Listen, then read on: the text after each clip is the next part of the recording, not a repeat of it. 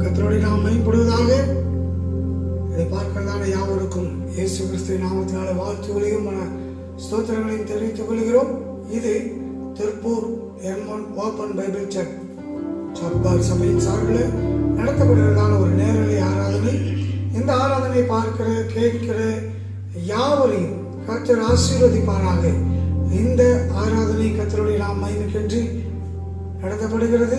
ஆகவே யாவரும் கேட்டு கண்டு மகிழுமாறு கர்த்தருடைய நாமத்தை துதிக்குமாறு அன்பாய் கேட்டுக்கொள்கிறோம். இந்த வேளை கூட இந்த ஆராதனை ஆரம்பத்திற்கு என்று சொல்லி நம்முடைய போதகர் ஜெபித்து இந்த ஆராதனை ஆரம்பித்து வைப்பார்கள். கர்த்தருடைய நாமம் மகிமைப்படுவதாக. பரிசுத்த பிதாவே, நாங்கள் துதிக்கிறோம். மகிமையான மனமற்ற நாளுக்காக நன்றி சொல்லுகிறோம்.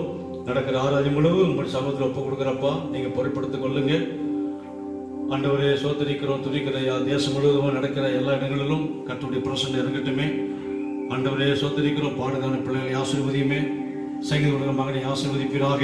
இப்படி வார்த்தையில் இருக்கிற ஆசீர்வாதத்தாங்க சோதரிக்கிறோம். அநேக ஆண்டவரே மக்களுக்கு ஆசீர்வாதமாக நன்மையாக இருக்க முடியாத நான் ஜெபிக்கிறோம். இந்த ஆராதனைக்கு விரோதமாக செயல்படுகிற எல்லா விதமான சத்துடைய கிரியை சங்கரமாக்குவீராக. நீங்க மட்டுமே மைப்படுங்க ஆண்டவரை. தாழ்த்து ஒப்பு கொடுக்கிறோம். இயேசு நாமத்தில் ஜெபிக்கிறோம். ஜெயம் நல்ல பிதாவே, ஆமென்.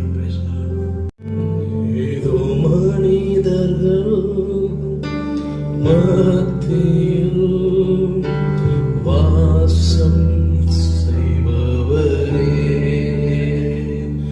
எங்கள் நடுவிலே வசித்திட விரும்பிடும் தெய்வமே. ஏதோ மனிதர்கள் வாசம் செய்பவரே, எங்கள் நடுவிலே வசித்திட விரும்பிடும் தெய்வமே. உமக்கு சிங்காசனம் உம்மை தொழுகிறோம் தேவனே. பரிசுத்த அலங்காரத்துடனே உம்மை தொழுகிறோம் இயேசுவே. சிங்காசனம் அமைத்திட உம்மை துதிக்கிறோம் இயேசுவே. பரிசுத்த அலங்காரத்துடனே உம்மை தொழுகிறோம் இயேசுவே. ஹல்லேலூயா. இந்த ஆராதனையும் உங்களை சந்திப்பதில் மிக்க மகிழ்ச்சி அடைகிறோம். நம்ம எல்லாரும் சேர்ந்து ஒரு சில பாடல்களை பாடி கர்த்தருடைய நாமத்தை உயர்த்துவோம். கர்த்தருடைய பரிசுத்த நாமம் மையப்படுவதாக. எல்லாரும் சேர்ந்து தேவனை துதித்திடுவோம். சபையில் தேவன் எழுந்தருள் என்ற பாடல் எல்லாரும் சேர்ந்து கரங்களை தட்டி இந்த காலை நேரத்தில் பாடி கர்த்தருடைய நாமத்தை மையப்படுத்துவோம்.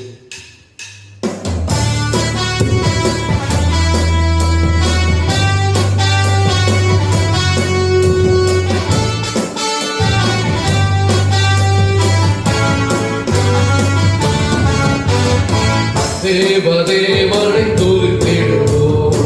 சபையில் தேவன் எழுந்தருள ஒரு மனதோடு அவர் நாமத்தை துதிகள் செலுத்தி போற்றிடுவோம். ஒரு மனதோடு அவர் நாமத்தை துதிகள் செலுத்தி போற்றிடுவோம். அல்லேலூயா தேவனுக்கே, அல்லேலூயா கர்த்தருக்கே, அல்லேலூயா பரிசுத்தரே,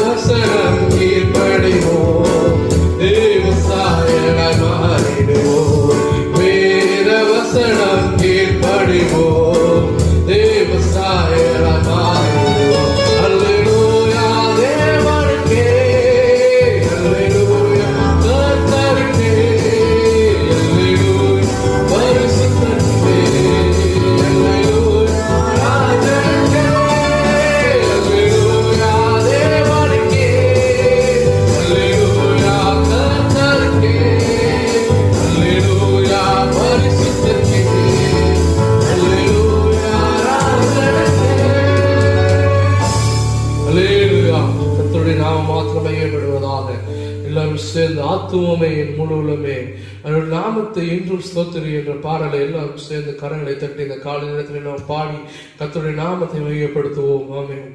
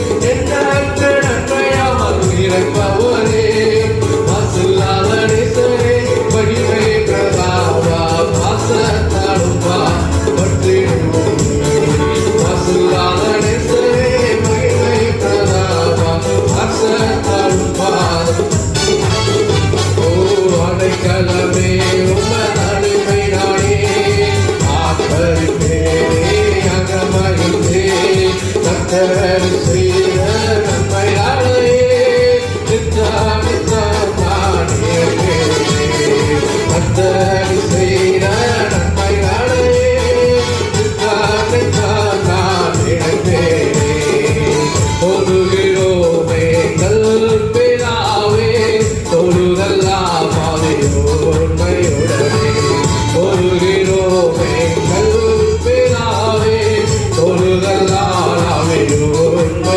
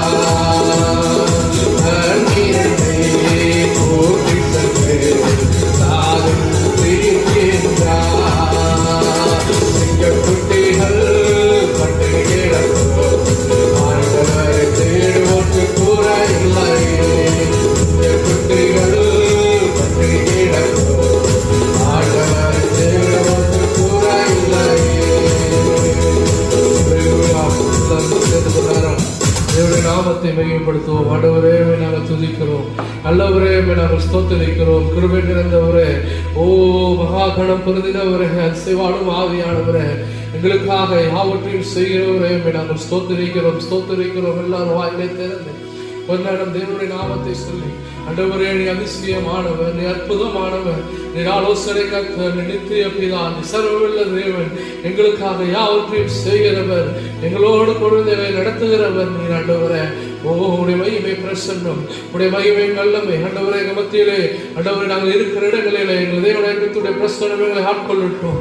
ஆண்டவரே உடைய பிரசன்னம் எங்கள் மத்தியிலே இறங்கட்டும். ஆண்டவரே நீர் இல்லாத நாட்கள் வேண்டாம். ஆண்டவரே நீர் இல்லாத பிரசன்னம் வேண்டாம். எங்கள் ஆராதனைகள் இல்லையே ஆண்டவரே, உண்மை நாங்கள் தொழுது கொள்ளவர்களாய், உண்மையுமாய் உத்தமமாய் நாங்கள் உண்மை தொழுது கொள்ளத்தக்கதாய் தேவனை கர்த்தர் ஆண்டவரே இந்த நாளிலும் எங்கள் மத்தியிலே அசைவாட வேண்டுமே.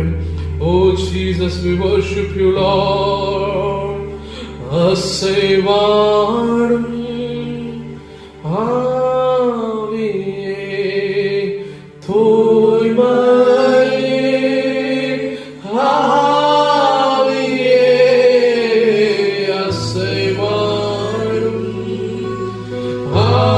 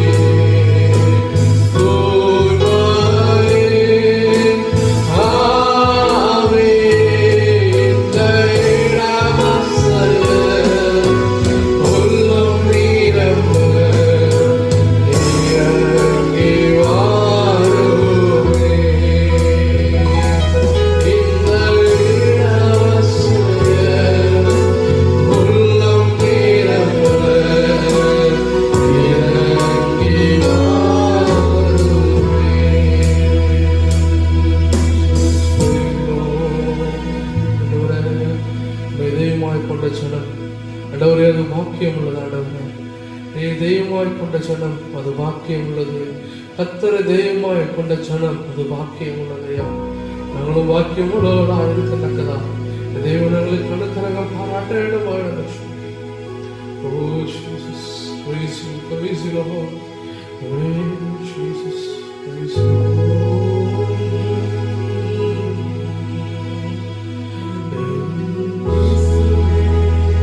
சொந்தமா கொண்டதன் வாக்கியமே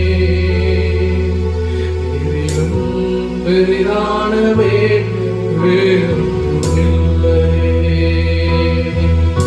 என் இயேசுவே உம்மை சொந்தமாக வாக்கியமே வேறும்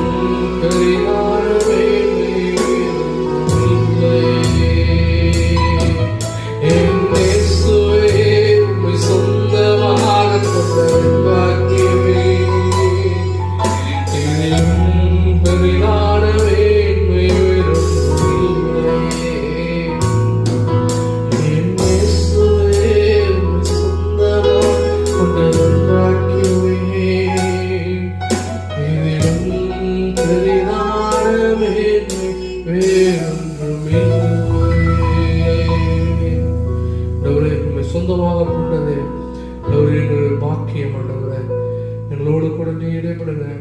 எங்களுடைய மீதியான சமயங்கள் எல்லாவற்றையும் திருப்பாய்த்து வைத்து நாங்கள் செபிக்கிறோம். தேவனை கர்த்தர் எங்களை ஆண்டவரே எங்களை முற்றுமான சமூகத்தை எங்களை தாழ்த்துகிறோம். எங்களை ஆசீர்வதித்து ஆண்டவரே தேவனை கர்த்தர் எங்களை பலிகளை ஏற்றுக்கொள்ள வேண்டுமா நாங்கள் செபிக்கிறோம். எல்லாவற்றும் திருப்பதித்து நாங்கள் செபிக்கிறோம். இயேசு கிறிஸ்துவின் மூலம் செபிக்கிறோம் ஜீவனுள்ள பிதாவே, ஆமென். அல்லேலூயா. கர்த்தருடைய நாமம் மகிமைப்படுவதாக. இந்த நாளிலேயும் கூட நாம் வாசிக்க தெரிந்து கொண்டதான சங்கீத பகுதி 82ஆம் சங்கீதம். சங்கீதம் 82. தேவ சபையிலே தேவன் எழுந்தருளியிருக்கிறார், தேவர்களின் நடுவிலே அவர் நியாயம் விசாரிக்கிறார். எதுவரைக்கும் நீங்கள் அநியாய தீர்ப்பு செய்து துன்மார்க்கருக்கு முகதாட்சியம் பண்ணுவீர்கள்? ஏழைக்கு திக்கற்ற பிள்ளைகளுக்கும் நியாயம் செய்து சிறுமைப்பட்டவனுக்கும் திக்கற்றவர்களுக்கும் நீதி செய்யுங்கள். பலவீனனையும் எளியவனையும் விடுவித்து துன்மார்க்கரின் கைக்கு அவளை தப்புவியுங்கள். அறியாமலும் உணராமலும் இருக்கிறார்கள், அந்தகாரத்திலே நடக்கிறார்கள். தேசத்தின் அஸ்திவாரங்கள் எல்லாம் அசைகிறது. நீங்கள் தேவர்கள் என்றும் நீங்கள் எல்லோரும் உன்னதமானவரின் மக்கள் என்றும் நான் சொல்லியிருந்தேன். ஆனாலும் நீங்கள் மனுஷரைப் போல் செத்து லோக பிரபுக்களில் ஒருவனைப் போல் விழுந்து போனீர்கள். தேவனே எழுந்தருளும், பூமிக்கு நியாய தீர்ப்பு செய்யும். நீரே சகல ஜாதிகளையும் சுதந்திரமாக கொண்டிருப்பவர். ஆமென். அல்லேலூயா, அல்லேலூயா. கர்த்தர் இந்த நாளில் இந்த சங்கீதத்தின் மூலியமா நம்மோடு கூட பேசுவாராக. யாரும் ஜெபத்தோடு கூட இருப்போம். முதல் வசனம் விதமாய் சொல்கிறது, தேவ சபையிலே தேவன் எழுந்தருளியிருக்கிறார், தேவர்களின் நடுவிலே அவர் நியாயம் விசாரிக்கிறார். அல்லேலூயா. தேவ சபையிலே தேவன் எழுந்தருளியிருக்கிறார், தேவர்களின் நடுவிலே அவர் நியாயம் விசாரிக்கிறார். தேவ சபையிலே தேவன் வாசமாய் இருக்கிறவராய் இருக்கிறார். ஆனாலும் வேதம் சொல்லுகிறது, சாலமோன் கட்டின ஆலயத்தின் மேல ஒரு மகிமை இறங்கினது. கர்த்தர் சொல்கிறார், இது என்னுடைய வீடு என்று சொல்கிறார். இந்த ஸ்தலத்தில் ஏறெடுக்கிறதால எல்லா விண்ணப்பங்களுக்கும் என்னுடைய செவிகள் திறந்து இருக்கிறது, என்னுடைய கண்கள் கவனித்திருக்கிறது என்று சொல்கிறார். அப்படி என்று சொன்னால் கர்த்தர் ஆலயத்தின் மேல் கண்ணோக்கமாய் இருக்கிறார். அல்லேலூயா, அல்லேலூயா. இயேசு கிறிஸ்து சொல்கிறார், இது என்னுடைய வீடு, சகலருக்கும் ஜெப வீடு என்று சொல்கிறார். அப்படி என்று சொன்னால் இந்த ஆலயத்துல கர்த்தருக்கென்று சொல்லி கட்டப்பட்டிருக்கிற தேவ ஆலயத்துல கர்த்தரை குறித்ததான ஜெபம் இருக்க வேண்டும், கர்த்தரை குறித்ததான பாடல்கள் இருக்க வேண்டும், கர்த்தருக்குரியதான காரியங்கள் மட்டுமே அந்த இடத்துல காணப்பட வேண்டும் என்று சொல்லி தேவன் விரும்புகிறவராய் இருக்கிறார். அல்லேலூயா. ஆனாலும் கர்த்தர் இந்த இடத்துல எழுந்தருளும் பொழுது அவர் எப்படி எழுந்திருப்பார் என்று சொல்லி தெரியாது. தேவ சபையில தேவன் எழுந்தருளி இருக்கிறார், தேவர்களின் நடுவிலே அவர் நியாயம் விசாரிக்கிறவராய் இருக்கிறார். Praise the lord. அல்லேலூயா. கர்த்தர் நியாயம் விசாரிக்கிற தேவனாய் இருக்கிறார். முதலாவது வேதம் சொல்கிறது, கர்த்தருடைய வீட்டிலிருந்து நியாய தீர்ப்பு புறப்படும் என்று சொல்லி, முதலாவது கர்த்தருடைய வீட்டிலேயே, தேவனை சார்ந்தவர் மத்தியிலேயே, தேவனை அறிந்தவர்கள் மத்தியிலேயே, தேவன் தமக்காய் யாரெல்லாம் பிரித்தெடுத்திருக்கிறாரோ அவர்கள் நடுவிலே நியாயத்திற்கு உண்டாகும் என்று சொல்லி வேதம் சொல்கிறது. அல்லேலூயா. ஏனென்று சொன்னால் கர்த்தருடைய கட்டளைகளை நாம் அறிந்திருக்கிறோம். கர்த்தருடைய கட்டளை அறிந்து அதை விட்டு விலகி போன ஜனத்தில கர்த்தர் நியாயம் விசாரிக்கிறவராய் இருக்கிறார். இந்த இடத்துல கீழே வாசிக்கும் பொழுது 2வது வசனமாய் சொல்கிறது, எதுவரைக்கும் நீங்கள் அநியாயம் தீர்ப்பு செய்து துன்மார்க்கருக்கு முகதாட்சியம் பண்ணுவீர்கள்?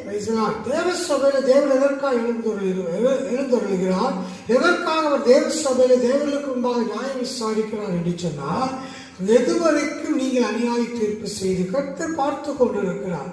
கர்த்தர் பார்க்கிறவராயிருக்கிறார், காண்கிற தேவனாயிருக்கிறார்.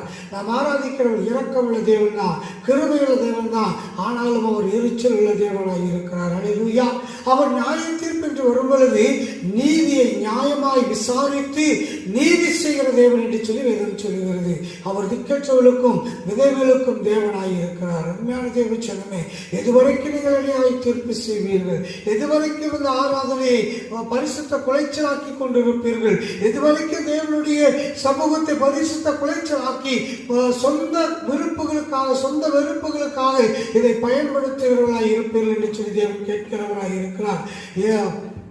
துன்மார்க்கருக்கு முகதாட்சியம் பண்ணுவீர்கள். துன்மார்க்கராய் வருகிறவர்களுக்கு முகதாட்சியம் பண்ணிவிட்டு ஏழைகளுக்கும் திக்கற்றவர்களுக்கும் நாம் என்ன செய்கிறோமா? அநியாய தீர்ப்பு செய்யவர்களாய் இருக்கிறோம் என்று சொல்லி வேதம் சொல்லுகிறது. நான் அல்ல. ஹல்லேலூயா, ஹல்லேலூயா. அந்த நாட்களில் விதமாய் இருந்திருக்கிறது, இந்த நாட்களையும் விதமாய் இருக்கிறது. ஆனால் இது கடைசி காலமாய் இருக்கிறது. சபையில தான் என்ன செய்யறாங்க? அதனால வேத புரட்டுகள் நடந்து கொண்டு இருக்கிறது. ஹல்லேலூயா. சபையில தான் கர்த்தர் கொடுத்த கட்டளைகளை மீறி நடக்கிறார்கள். சபையில தான் கர்த்தரை பரிசுத்த குலைச்சல் ஆக்கி கொண்டிருக்கிறார்கள். சபையில தான் கர்த்தரை வேதனைப்படுத்திக் கொண்டிருக்கிறோம். வேற தேவச்சனமே இந்த நாட்களில் கடந்த ஏறக்குறைய 6 மாத காலமாக சபை மூடி கிடக்கிறது. சபையில ஆராதனை நடப்பதில்லை. சபைக்கு போய் தேவனை துதிக்க முடியல. சபைக்கு போய் ஒன்று கூடி தேவனை ஆராதிக்க முடியல. ஆனாலும் நாம் எவ்விதமாய் இருக்கிறோம்? இன்னும் நிர்விசாரத்தனமாய் இருக்கிறோம். இன்னும் நிர்விசாரத்தனமாய் இருக்கிறோம். கர்த்தருடைய நியாய தீர்ப்பு வெளிப்பட ஆரம்பித்து விட்டது. எல்லா இடங்களையும் திறந்து கொண்டு இருக்கிறார்கள். அரசாங்கத்தை பார்க்கும் பொழுது, நம்முடைய தமிழ்நாடு கவர்மெண்டை பார்க்கும் பொழுது மதுக்கடைகளை திறந்து கூட்டம் கூட வைக்கிறார்கள். வரும் நாட்களில் பொது போக்குவரத்து கூட திறந்து விடும் போல இருக்கிறது. ஆனால் ஆலயங்கள் திறக்கப்பட தாமதமாகவோ என்கிறதான ஒரு சூழ்நிலை. தேவச்சனமே, நியாய தீர்ப்பு வெளிப்பட்டு கொண்டிருக்கிறது. நியாய தீர்ப்பு வெளிப்பட்டு கொண்டிருக்கிறது. எல்லாம் எதற்காக என்று சொன்னால், நம்முடைய அசதி நிமித்தமாக, நம்முடைய அசால்ட்டி நிமித்தமாக, நாம் ஏதோ சாதாரணமாய் தேவனை ஆராதிப்பதை இந்த நாட்களில் எடுத்துக்கொண்டும் பயத்தோடும் நடுக்கத்தோடும் கர்த்தரை சேவைகள் என்று சொல்லி 2ஆம் சங்கீதத்தில் வாசிக்கிறோம். ஆனால் நாம் கர்த்தரை பயத்தோடு சேவித்தோமா, நடுக்கத்தோடு களி கூர்ந்தோமா என்று சொல்லி இந்த வேலை நாம் ஆராய வேண்டியதான சூழ்நிலை வந்திருக்கிறோம். தேவன் தேவ சபையில் எழுந்தருளி இருக்கிறார். தேவ சபையில் தேவன் எழுந்தருளி இருக்கிறார். அவருடைய நியாய தீர்ப்பு வெளிப்பட்டு கொண்டிருக்கிறது. கடைசி வசனம் விதமாய் சொல்கிறது, தேவனை எழுந்தருளும் பூமி, தேவனே எழுந்தருளும் பூமிக்கு நியாய தீர்ப்பு செய்யும் நீரே சகல ஜாதிகளையும் சுதந்திரமாக கொண்டிருப்பவர். ஹல்லேலூயா, ஹல்லேலூயா. அதற்கு முன்பதாக 6வது வசனம் விதமாய் சொல்கிறது, நீங்கள் தேவர்கள் என்றும் நீங்கள் எல்லாரும் உன்னதமானவரின் மக்கள் என்றும் நான் சொல்லியிருந்தேன். ஹல்லேலூயா. கர்த்தரை பார்த்து சொல்கிறார், நீங்கள் எல்லாம் தேவர்கள் என்று சொல்லி.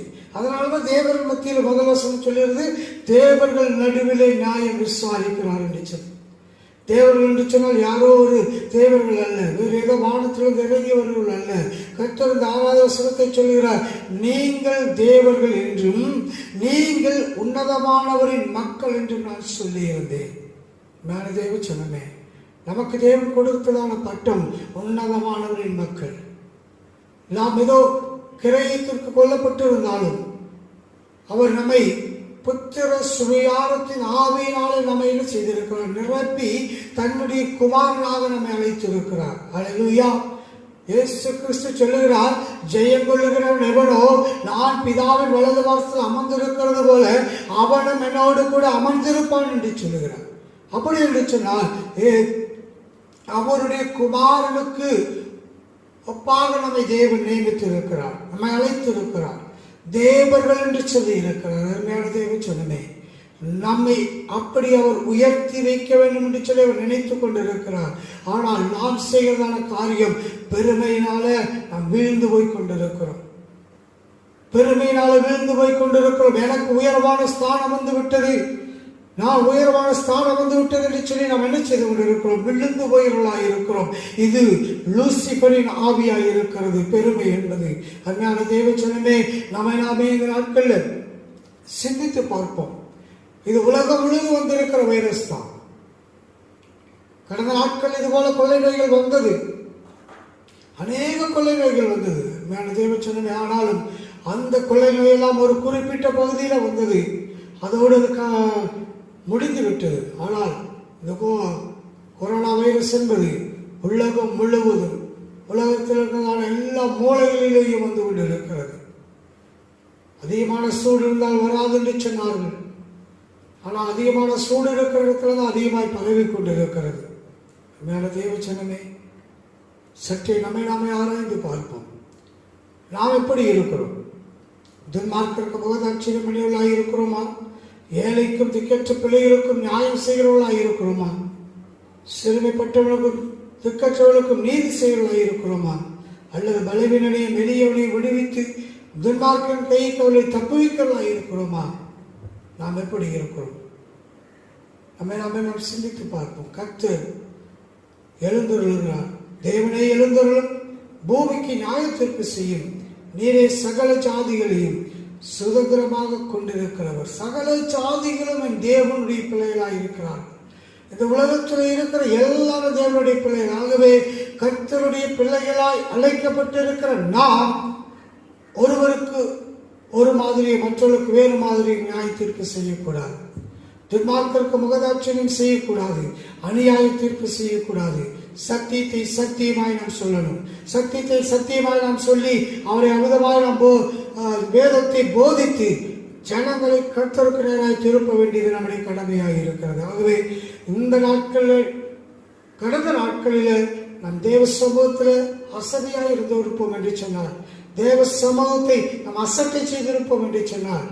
நேரத்தோடு ஆலயத்திற்கு போவதற்கு நாம் எத்தனைக்காமல் இருந்திருப்போம் என்று சொன்னால், ஆராதனையிலே பங்கு கொள்ளுவதையே நாம் ஒரு பாரமாய் நினைத்திருப்போம் என்று சொன்னால், இந்த நாட்களை நாம் அறிக்கையிடுவோம். தேவனுடைய சமூகத்தினரை திரும்புவோம். சீக்கிரத்தில் இந்த வைரஸ் மாறி தேவ சபையை திறப்பார். நிச்சயமாய் அவர் மனவாளனாய் நம்மிடத்தில் வருவார். சபையாகி மனவாட்டி எடுத்துக் கொள்ளப் போகிறார். கர்த்தர் இந்த வார்த்தைகளை ஆசீர்வதிப்பாராக. ஆமென், ஆமென், ஆமென். இந்த நாளிலும் கூட இந்த ஆராதனையில ஜெபம் பண்ணி பாடல்களை பாடி உடனே நடந்த ஒவ்வொரு பகுதிக்கட்ட நமக்கு ஆசீர்வாதம் கொடுத்தார். எப்பொழுது நாம் அவருடைய வார்த்தை நாம் கேட்போம். யாவருமா ஜெபத்தோடு இருந்து நாம் அந்த நாளில் கர்த்தருடைய வார்த்தை கேட்போம். கர்த்தர் நம்மோடு கூட பேசுவாராக. நம்ம எல்லா தலைகளை தாழ்த்தி நாம் ஜெபம் பண்ணுவோம். பிரைஸ்லாம். அல்லேலூயா, அல்லேலூயா. இயேசுவே, நாங்கள் நம்ம துதிக்கிறையா. தகப்பனே, நம்ம சோத்தரிக்கிறோம். நன்மைகளின் நாயகனே துதிக்கிறையா. நேற்றும் இன்றும் என்று மாறாமல் இருக்கிறவரே, நாங்கள் நம்ம துதிக்கிறையா. அல்லேலூயா, அல்லேலூயா. நல்ல பிதாவே, நாங்கள் நம்ம சமூகத்தில் வருகிறோம். நீர் எங்களோடு பேசுங்கப்பா. ஆராதனை முழுவதும் சமூகத்தில் ஒப்புக் கொடுக்குறப்பா. நீங்கள் நடத்தி கொடுங்க. பெரிய கதை செய்கிறாக. ஆர்வம் மேற்கொண்டு முடிவு வரைக்குமாய் நீர் எங்களோடு கூட இருந்து கர்த்தர் மைப்பிடுகிறார். ஆண்டவரை தாழ்த்தி ஒப்புக் கொடுக்கிறோம். நேரடி மூலமாய் கர்த்தரை பார்த்து கொண்டிருக்கிற கேட்கிற யாவரையுமாய் ஆண்டவரை ஆசீர்வதிக்க முடியாது நாங்கள் ஜெபிக்கிறோம். கிருபை பெறுகிறது. இயேசு நான் ஜெபிக்கிறோம். நல்ல பிதாவே, ஆமென். எனக்கு அருமையான தேவனுடைய பிள்ளைகளே, ஆண்டவராய் இயேசு கிறிஸ்து நாமத்தினாலே அன்பின் வாழ்த்துக்கள். தேவனாய் கர்த்தர் உங்களை ஆசீர்வதிப்பாராக. இந்த மாதத்தினுடைய கடைசி ஆராதனை நம்ம வந்திருக்கிறோம். இந்த மாதமெல்லாம் தேவனாய் கர்த்தர் நமக்கு நல்லவராய், வல்லவராய், போதுமானவராய் இருந்து நம்மை நேசித்து அன்பு கூர்ந்து நம்மை மட்டுமாக பாதுகாத்து நம்ம செய்ய வேண்டிய எல்லா நன்மைகளையும் செய்து நம்மை காப்பாற்றி வருகிறார். நம்மை பாதுகாத்து வருகிறார்.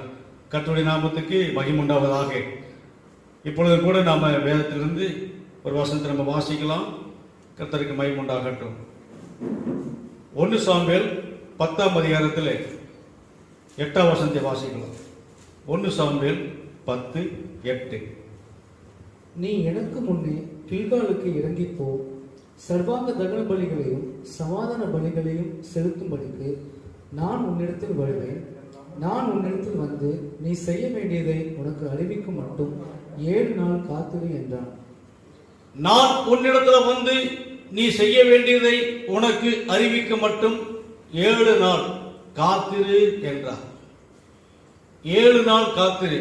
நாம் சொல்றதான காரியத்தை செய்து முடிக்கிற வரைக்கும், அறிவிக்கிற வரைக்கும், சொல்ற வரைக்கும் நீ என்ன செய்? 7 நாள் காத்திரு என்று சொல்லி நம்ம பார்க்கிறோம். எனக்கு அருமையான கர்த்தருடைய பிள்ளைகளே, இங்கே நாம் 6ஆம் வசனத்தை வாசிக்கிறோம். அப்பொழுது கர்த்தருடைய ஆவி உன்மேல் இறங்குவார், நீ அவர்களோட கூட தீர்க்கதரிசனம் சொல்லி வேறு மனுஷனாவாய் சொல்லி நாம் பார்க்கிறோம். ஆகவே எனக்கு அருமையான தேவனுடைய பிள்ளைகளை இங்க பாருங்க, கர்த்தருடைய ஆவி உன்மேல இறங்குவார், நீ அவர்களோட கூட தீர்க்கதரிசனம் சொல்லி வேறு மனுஷனாவாய் சொல்லி பார்க்கிறோம். கர்த்தருடைய ஆவி உன்மேல இறங்குவார். உலகத்துல எத்தனையோ ஆவிகள் இருக்கிறது, சமுதாயத்தை கெடுக்கிறது, குடும்பங்களை சீரழிக்கிறது, ஆகவே தேசத்தை கலக்குகிறது. ஆனாலும் கர்த்தருடைய ஆவி ஒரு மனிதனுக்குள் வரும் பொழுது அவன் முழுவதுமாக மாறுகிறான் சொல்லி பார்க்கிறோம். ஒரு மனுஷன் மாறுவேன்னு சொன்னால் தன்னுடைய பொல்லாத வழியெல்லாம் விட்டு திரும்புவதற்கு தான் பரிசுத்த ஆவியானவர் அந்த கிஃப்ட் என்ன செய்யறாரு, நமக்கு அதை கொடுக்கிறார். அதை வாஞ்சிக்க வேணும், அது மேல பிரியமா இருக்க வேணும், தாகமா இருக்க வேணும். அப்பொழுது கர்த்தர் செய்வாரா, அந்த ஆவியானவர் நம்ம மேல அவர் இறங்குவார். ஆகவே ரட்சிக்கப்பட்டதான கர்த்தருடைய பிள்ளைகள் ஞானஸ்நானம் எடுத்து அபிஷேகம் பெற்று சபைக்கு தூணாய் இருந்து அவருடைய ஆவிக்குரிய ஜீவியத்தில் ஜெபிக்கவும் வேதம் வாசிக்கவும் ஆண்டவரோடு தொடர்பு இருக்கும்படியாகவும் இந்த ஆவியானவர் நமக்கு மிக அவசியமாய் காணப்படுகிறது. ஆகவே அநேகம் பொன் வெள்ளியை பார்க்கலும் நீர் விளம்பன வேதமே எனக்கு நலம் சொல்லி சங்கீதக்காரன் சொல்லுகிறார். ஆகவே எனக்கு அருமையான கர்த்தருடைய பிள்ளைகளே, இந்த கர்த்தருடைய ஆவி ஒரு மனுஷனுக்குள் இருக்கும் பொழுது என்ன செய்யறாரு சொல்லி பாருங்க, அவருடைய ஆளுகைக்குள்ளாக நடத்தி கொண்டு வருகிறார். நாம் ரட்சிக்கப்பட்டோம், மனம் திரும்பினோம், எல்லாமே இருக்கிறோம். ஆனாலும் கூட இந்த நாட்கள் நமக்குள்ளாக சில சில வேளைகளில் மாம்சனுடைய கிரிகள், கோபங்கள் வரும், பிரச்சனைகள் வரும், எதிர்ப்புகள் வரும், பலவிதமான காரியங்கள் எல்லாம் கடந்து வரும். அவை எல்லாவற்றையும் ஜெபத்தின் மூலமாக என்ன செய்யுமா, நாம ஜெயிக்க வேணும். ஜெபம் தான் என்ன செய்யுதா, எல்லாவற்றையும் மாற்றி அமைக்கிறது. நம்முடைய வாழ்விலே ஆண்டவருடைய ஒத்தாசை இல்லாதபடி, ஆண்டவருடைய கிருபை இல்லாதபடி நாம் எதையுமே செய்ய முடியாது. ஆகவே தேவன் இந்த உலகத்தில் நாம் இருக்கிற வரைக்கும் நமக்கு அவசியம், ஆண்டவர் நமக்கு தேவை. ஆகவேதான் சங்கீதக்காரர் சொல்றாரு, தேவனை என்னை காப்பாற்றும் உண்மை நம்பி இருக்கிற சொல்லி சங்கீதம் 16:1 நாம வாசிக்கிறோம். ஆகவே எனக்கு அருமையான கர்த்தருடைய பிள்ளைகளை இங்க பாருங்க, கர்த்தருக்கு மகிமை உண்டாகட்டும். அப்பொழுது கர்த்தருடைய ஆவி உன்மேல் இறங்குவார், நீ அவர்களோட கூட தீர்க்கதரிசனம் சொல்லி வேறு மனுஷனாக சொல்லி பார்க்கிறான். ஆகவே கர்த்தர் வரங்களினாலே அலங்கரிப்பார், தீர்க்கதரிசனமான வார்த்தையை நமக்கு கொடுப்பார். ஆகவே வல்லமை நம்ம பெற்றுக்கொள்ள முடியும். எல்லாம் நமக்குள்ள இருந்தாலும் கூட நம்ம என்ன செய்யணுமா, அவரை போல மாற வேண்டும். அப்போ ஒரு தேவனுடைய பிள்ளை, தேவ ஆவியானவர் பெற்றதான கர்த்தருடைய பிள்ளைகள் ஆண்டவரை வெளிப்படுத்துகிறபடியாய் நம்முடைய வாழ்க்கை அமைய வேண்டும். அப்படி இருக்கும் பொழுதுதான் அது ஆசீர்வாதமாக இருக்கும். ஏனென்று கேட்டால் அவருடைய கண்ட்ரோலுக்குள்ளாக, ஆளுகைக்குள்ளாக, நடத்துவதற்குள்ளாக நாம் ஜீவிப்பதற்கு நம்மை அர்ப்பணிக்கும் பொழுது சரியாய் நடத்தி கொண்டு வருவார். நாம எந்த விதங்களிலும் இடறி போக வாய்ப்பே கிடையாது. ஆகவே எனக்கு அருமையான தேவனுடைய பிள்ளையை நம்ம பார்க்கிறோம். பாருங்க, நீ அவர்களோட கூட தீர்க்கதரிசனம் சொல்லி வேறு மனுஷன் ஆவான்னு சொல்லி பார்க்கிறோம். அபிஷேகம் பெற்ற பிள்ளைகள் அவருடைய வாயில வேறு விதமான வார்த்தை என்ன செய்ய முடியாதா, வர முடியாது. முதல்ல என்ன செய்திருக்கலாம், நம்முடைய மனம் போன போக்குல வாழ்ந்திருக்கலாம், எதையும் பேசியிருக்கலாம், எப்படி செஞ்சிருக்கலாம், என்னென்னமோ காரியங்கள் எல்லாம் செய்திருக்கலாம். ஆனால் இப்பொழுது நம்ம தேவனுடைய பிள்ளையா இருக்கிறதுனால ஒரு அர்த்தமுள்ள வாழ்க்கை, ஒரு தெளிவுள்ள வாழ்க்கை, ஒரு விழிப்புள்ள வாழ்க்கை, ஆண்டவரை போல நாம் இருக்க விரும்புகிறார். அதனாலதான் அந்த பரிசுத்த ஆவியின் அபிஷேகத்தை நமக்கு கிருபையாக ஈவாக கொடுத்திருக்கிறார். கிருபினாலே அவர் விசுவாசி தெரிசையோம் நாம் ரட்சிக்கப்பட்டோம் சொல்லி வேத நம்ம வாசிக்கிறோம். ஆகவே எனக்கு அருமையான கர்த்தருடைய பிள்ளைகளை இங்க பாருங்க, கர்த்தருடைய ஆவி உன்மேல் இறங்குவார், நீ அவர்களோட கூட தீர்க்கதரிசனம் சொல்லி வேறு மனுஷனாவாய் சொல்லி பார்க்கிறோம். இந்த அடையாளங்கள் உனக்கு நேரிடும் போது சமயத்துக்கு ஏற்றபடி நீ செய், தேவன் உன்னோட கூட இருக்கிறார் சொல்லி நாம் பார்க்கிறோம். இந்த அடையாளங்கள் உனக்கு நேரிடும் போது, அப்ப பாருங்க, ஆண்டவர் என்னோட கூட இருக்கிறாரா என்பதை யூகித்துக் கொள்ள வேணும். நமக்கு எல்லாமே கொடுக்கிறாரு, நம்ம அனுபவித்துக் கொண்டிருக்கிறோம். ஆனா என்னோட இருக்கிறாரான்னு சொல்லி நமக்கு சில வேலைகளில், சில வேலை என்ன எப்பவுமே தான் நம்ம என்ன செய்யறோம், சந்தேகப்படுகிறோம், அவிசுவாசமா இருக்கிறோம். அப்படி இருக்க கூடாது. ஆண்டுடைய வாழ்க்கை நமக்கு தெளிவாக சொல்லப்பட்டிருக்கிறது. அப்போ ஒருவன் கிறிஸ்துவுக்குள் இருந்தால் அவன் புது சிருஷ்டியா இருக்கிறான். பழையவெல்லாம் ஒளிந்து போன ஆவியானவர் நம்ம என்ன செய்யறாரா, அவருடைய நடத்துக்குள்ளாக நடத்தி கொண்டு வருகிறார். ஆகவே இங்க ஒரு அடையாளத்தை என்ன செய்யறான்னு சொல்லி பாருங்க, கேட்கிறாங்க. 7 வசனம் வாசிக்கிறோம், இந்த அடையாளங்கள் உனக்கு நேரிடும் போது சொல்லி.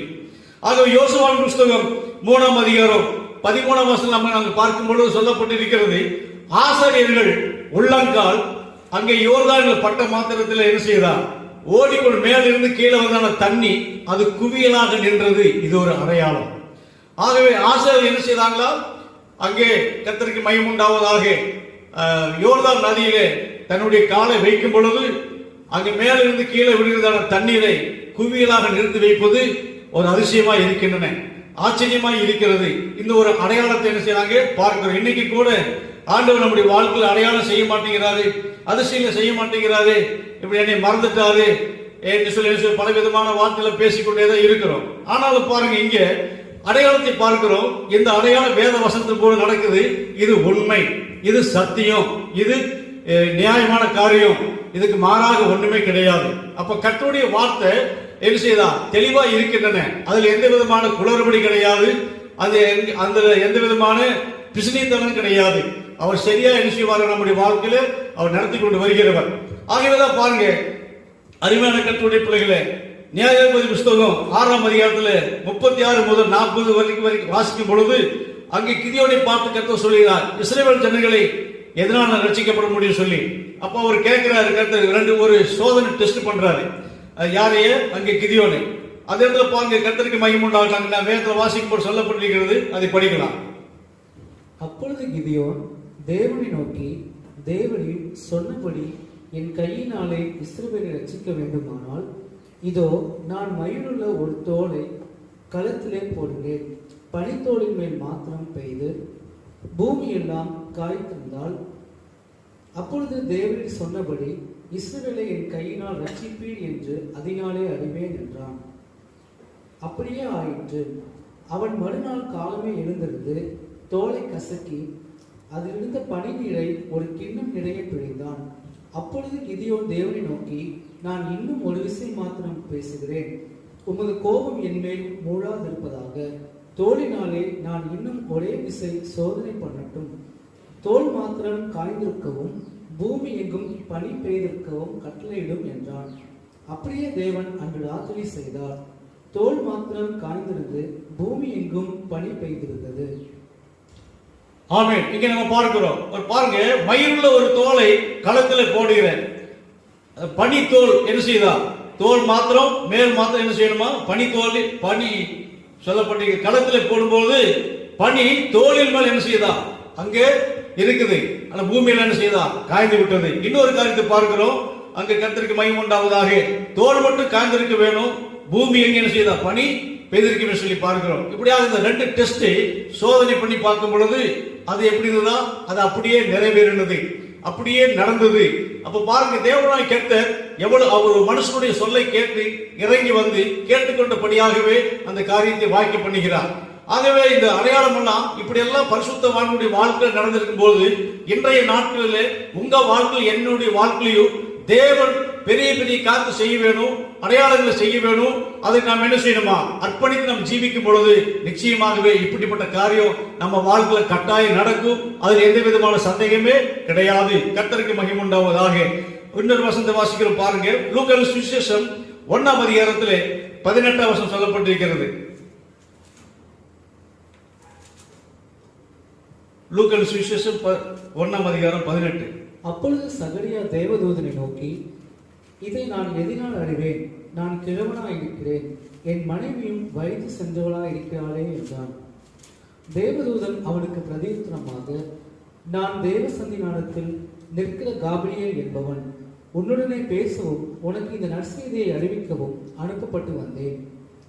இதோ தகுந்த காலத்திலே நிறைவேறப் போகிற என் வார்த்தைகளை நீ விசுவாசியாதபடியினால் இவைகள் சம்பவிக்கும் நாள் மட்டும் நீ பேசக்கூடாமல் ஊமையா இருப்பாய் என்றான். போதும். இங்க பார்க்கிறோம், தேவனுடைய பிள்ளைகளே, சகரியாவின் இடத்துல யார் வர்றா, தேவ தூதன் கடந்து வருகிறார். ஆகவே தன்னுடைய மனைவி பார்த்து, நீ என்ன செய்வாய், ஒரு குமாரனை வைத்திருப்பான்னு சொல்லி சொல்றாரு. இதை நான் எதனால் எப்படி அறிந்து கொள்ள முடியும், இதுக்கு என்ன அடையாளம் சொல்லி அவர் கேட்கிறார். அவன் பிறக்கும் பொழுது தாயின் வயிற்றில் பரிசுத்த ஆவியினால் நிரப்பப்பட்டவனாய் இருப்பான். அவன் பிறக்கும் பொழுது பெரியவனாய் இருப்பான். ஆகவே பாருங்க, அநேக ஜனங்களை கர்த்தருடைய சமூகத்தில் என்ன செய்வான், திருப்புவான். அப்ப மதுவும் திராட்சை செய்ய மாட்டான், குடிக்க மாட்டான். என்று சொல்லி இப்படி எல்லாம் சொல்லி நம்ம சொல்லுவதை நம்ம பார்க்கிறோம். ஆகவே கர்த்தருக்கு மகிமை உண்டாவதாக. அவர் உத்தமமான ஜனத்தை கர்த்தருக்கு என்ன செய்வான்? ஆயத்தப்படுத்தும்படியாக எலியாவின் ஆவியும் பலமுடையவனாய் அங்கே அவருக்கு முன்னே நடப்பான்னு சொல்லி பார்க்கிறோம். அநேக மக்களை கர்த்தருடைய சமூகத்தில் திருப்பக்கூடியதான ஒரு நல்ல பாத்திரமாக இருப்பான்னு சொல்லி நம்ம பார்க்கிறோம். இந்த காரியமெல்லாம் என்ன செய்வான்? இந்த மனுஷன் செய்வான். இவனுடைய பெயர் யோவான் என்று சொல்லி நாம் பார்க்கிறோம். ஆகவே இந்த காரியம் நடக்கும் பொழுது இங்கே சொல்லப்பட்டிருக்கிறது 20 வருஷத்தை வாசிக்கிறோம். நீ விசுவாசியாதபடியினால் இவைகள் சம்பவிக்கும் நாள் மட்டும் நீ பேசக்கூடாமல் எப்படி இருப்பாய்? ஊமையாய் இருப்பாய் சொல்லி நம்ம பார்க்கிறோம். ஆகவே இங்க ஒரு அடையாளத்தை நம்ம பார்க்கிறோம். இன்றைக்கு நம்முடைய வாழ்க்கையில அடையாளங்கள் மிக அவசியமாய் காணப்படுகிறது. எத்தனையோ இடங்களில் எவ்வளவோ காரியங்களுக்கு இந்த நாட்களில் எத்தனையோ என்ன செய்யறாங்க? அடையாளங்களை காட்டுகிறார்கள். அந்த அடையாளத்தை காட்டித்தான் செய்யறாங்க. லைசன்ஸ் இல்லாதபடிக்கு என்ன செய்ய முடியாது? போக முடியாது. ஆகவே இன்சூரன்ஸ் பண்ணாதபடிக்கு போக முடியாது. நிறைய காரியங்கள் எல்லாம் என்ன செய்ய, அதுக்கு ஒரு கர்த்தருக்கு மகிமை உண்டாவதாக அடையாளத்தை காட்ட வேண்டும் சொல்லி எதிர்பார்க்கிறாங்க. கர்த்தருக்கு மகிமை உண்டாகட்டும். நம்முடைய வாழ்க்கையில கர்த்தர் நம்மோடு கூட இருக்கிறபடினாலே அவர் பெரிய கர்த்தர் செய்ய வேணும். அடையாளங்கள் நம்முடைய வாழ்க்கை நடத்தப்படும் சொன்னாங்க. நாம் அவருக்குள்ளாக இருந்து அவர் சித்தத்தை செய்யும் பொழுது அவர் பெரிய கர்த்தர் செய்வார். அதைத்தான் நம்ம வேதத்தில் வாசிக்கிறோம். 1 கொரிந்தியர் 1ஆம் அதிகாரத்தில் பாருங்க, கர்த்தருக்கு மகிமை உண்டாவதாக. அங்கே 22, 23ஆம் வசனம் நம்ம வாசிப்போம். யூதர்கள் அடையாளத்தை கேட்கிறார்கள், கிரேக்கர் ஞானத்தை தேடுகிறார்கள். நாங்களோ சிலுவையில் அடையப்பட்ட கிறிஸ்துவை பிரசங்கிக்கிறோம். அவர் யூதருக்கு இடரலாயும் கிரேக்கருக்கு பைத்தியமாயும் இருக்கிறார். போதும். கர்த்தருக்கு மகிமை உண்டாவதாக. யூதர்கள் அடையாளத்தை கேட்கிறார்கள், கிரேக்கர் ஞானத்தை தேடுகிறார்கள். நாங்களோ சிலுவையில் அறையப்பட்ட கிறிஸ்துவை என்ன செய்கிறோம்? பிரசங்கிக்கிறோம் சொல்லி அருமையான பவுல் சொல்றாரு. ஆகவே எனக்கு அருமையான கர்த்தருடைய பிள்ளையே, நாங்களும் என்ன செய்யணும்? சிலுவையில் அறையப்பட்ட இயேசுவை கிறிஸ்துவை பிரசங்கிக்கிறோம் சொல்லி பார்க்கிறோம். யூதர்கள் என்ன பார்க்கிறாங்களா? யூதர்கள் அடையாளத்தை கேட்கிறாங்க, கிரேக்கர்கள் ஞானத்தை தேடுகிறார்கள் என்று சொல்லி பார்க்கிறோம். எனக்கு அருமையான கர்த்தருடைய பிள்ளைகளே, இந்த நாட்களிலே நம்முடைய வாழ்க்கையில கர்த்தர் எப்படிப்பட்டிருக்காரா? நம்முடைய தேவனுடைய நாமத்தின் பெயர் அடையாளமாய் இருக்கிறது, அதிசயமாய் இருக்கிறது. ஆகவே ஆலோசனை கர்த்தர், வல்லமையுள்ளதான தேவன், நித்திய பிதா, சமாதான பிரபு சொல்லி நம்ம பார்க்கிறோம்.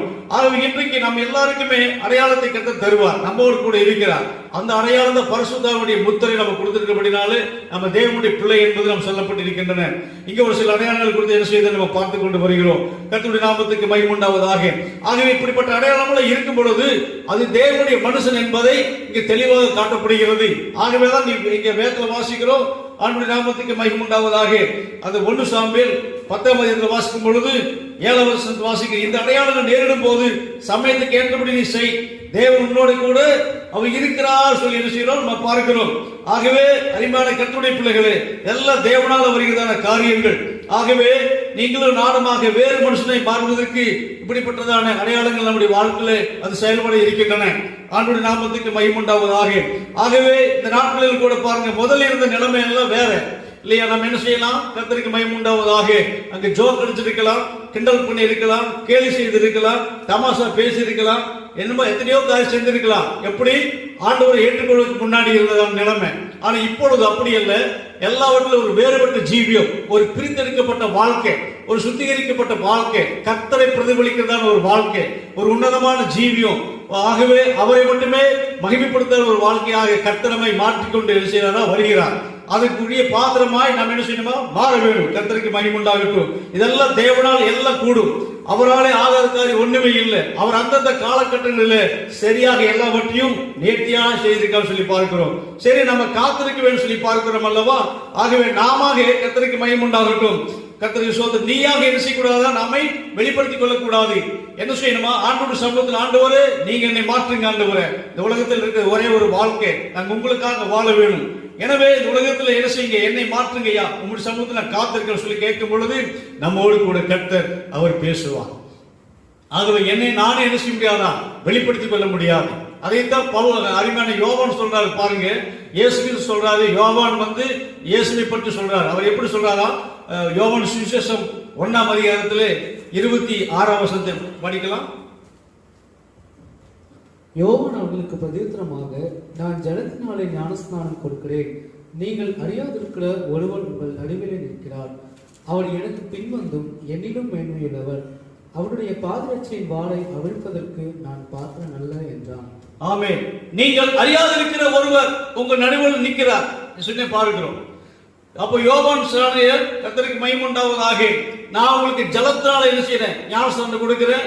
எனக்கு பின்னாடி ஒருத்தர் வர்றாரு, அவருடைய பாதரட்சியின் வாரை குனிந்து அவிழ்ப்பதற்கு நான் தகுதி உள்ளவன் அல்ல.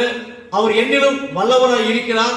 அவர் என்ன செய்வாரா, உங்களுக்கு ஆவினாலும் என்ன செய்வாரா, கர்த்தருக்கு மகிமை உண்டாவதாக, தண்ணீரினால் உங்களுக்கு அவர் ஞானஸ்நானம் கொடுப்பார் சொல்லி சொல்றாரு. அது மட்டுமல்ல, அங்க நம்ம பார்க்கிற கர்த்தருக்கு மகிமை உண்டாகும். இதோ உலகத்தின் பாவத்தை சுமந்து தீர்க்கிற தேவ ஆட்டுக்குட்டி சொல்லி இயேசுவை குறித்து யோவான் என்ன செய்யறாரா, அங்கே கர்த்தருக்கு மகிமை உண்டாவதாக சொல்லுகிறதை நாம் பார்க்கிறோம். ஆகவே எனக்கு அறிமான கர்த்தருடைய பிள்ளைகளே, இந்த நாட்கள் நாம் ஜீவித்துக் கொண்டு வருகிறோம். போகட்டும், இங்க பாருங்க, 7 நாள் காத்திருக்க சொல்லி பார்க்கும் பொழுது அருமையான சாமுவேல் சவுலை என்ன செய்யறாரு, அபிஷேகம் பண்ணி அனுப்பும் பொழுது அந்த சவுளுடைய வாழ்க்கையெல்லாம் ஆரம்ப காலங்களில் நல்லா இருந்தது, நன்றாக இருந்தது. ஆனாலும் அந்த மனிதன் ஒரு சில காரியங்களில் என்ன செய்ய சொல்லி பாருங்க, விழுந்து விட்டான். கர்த்தருடைய வார்த்தைக்கு கீழ்ப்படியாமல் கடந்து போயிட்டான். அதனாலதான் என்ன செய்ய சொல்லி பாருங்க, அங்கே அந்த ராஜ்ய பாரத்தை அவன் விட்டு என்ன செய்தான், எடுபட்டு போய்விட்டு சொல்லி நாம் பார்க்கிறோம். வாசிக்கலாம். 1 சாமுவேல் 15ஆம் அதிகாரம் 22ஆம் வசனம் படிக்கலாம். அதற்கு சாமுவேல், கர்த்தருடைய சத்தத்திற்கு கீழ்ப்படுகிறதை பார்க்கிலும் சர்வாங்க தகனங்களும் பலிகளும் கர்த்தருக்கு பிரியமா இருக்குமோ? பலியை பார்க்கிலும் கீழ்ப்படுதலும் ஆட்டுக்கிடாக்களின் நினைத்தை பார்க்கிலும் செவி கொடுத்தலும் உத்தமம். ஆமென். எனக்கு அருமையான கர்த்தருடைய பிள்ளையை இங்க பாருங்க, கர்த்தருக்கு ஸ்தோத்திரம். இவர் என்ன செய்தாரா, பலி செலுத்தினார். யாருங்க, சவுல். இரண்டாவது என்ன பண்ணாரா, அமலேக்கின் அவனுக்கு உண்டான எல்லா காரியத்தையும் கர்த்தர் செய்தாரா, அழித்து போட சொன்னார். ஆகவே நலமானதை மட்டும் எடுத்து வைத்துக் கொண்டு ஆகாத எல்லாம் என்ன செய்தார் சொல்லி பாருங்க, அது கர்த்தருடைய சமூகத்தில் கொண்டு வந்தார் சொல்லி பார்க்கிறோம்.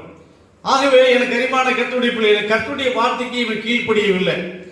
ஆகவே இப்படிப்பட்டதான சில காரியத்தை எல்லாம் என்னுடைய வாழ்க்கையில் குறைந்தபடினாலே தேவன் என்ன செய்தார் சொல்லி பாருங்க, அவனுக்கு கொடுக்கப்பட்டதான காரியத்தில் ஆண்டவர் இவனை ராஜாவாக ஏற்படுத்தி எனக்கு மனஸ்தாபமா என்று சொல்லி கர்த்தர் சொல்லுகிறார்.